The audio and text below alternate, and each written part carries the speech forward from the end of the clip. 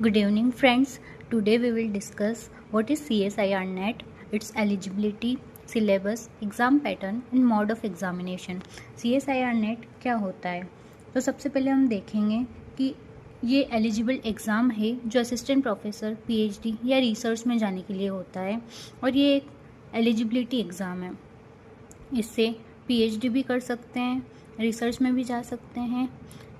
इसके लिए जो एलिजिबिलिटी होती है वो ग्रेजुएशन होना चाहिए आपके पास। उसके बाद आपके पास पोस्ट ग्रेजुएशन में 55% होना कंपलसरी है। आइए हम देखते हैं एग्ज़ाम पैटर्न क्या होता है।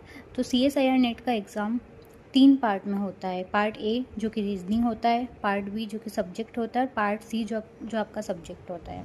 अब पार्ट ए में जो नंबर ऑफ़ क्वेश्चंस होते हैं वो 20 होते हैं और आपको जो अटैम्प्ट करने होते हैं वो 15 क्वेश्चन अटैम्प्ट करने होते हैं। पार्ट बी में जो नंबर ऑफ़ क्वेश्चंस होते हैं वो 50 होते हैं, उसमें से आपको 35 अटैम्प्ट करने होते हैं। पार्ट सी में नंबर ऑफ़ क्वेश्चन 75 होते हैं, जिसमें से आपको अटैम्प्ट एनी 25 क्वेश्चंस होते हैं।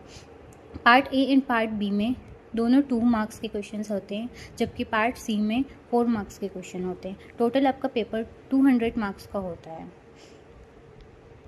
मोड ऑफ एग्जामिनेशन, जो मोड ऑफ एग्जामिनेशन होता है वो ऑनलाइन मोड होता है और जो सिलेबस है CSIR नेट लाइफ साइंस का टोटल 13 यूनिट्स है। If you want to prepare then you have to target something 10 to 11 units for better performance.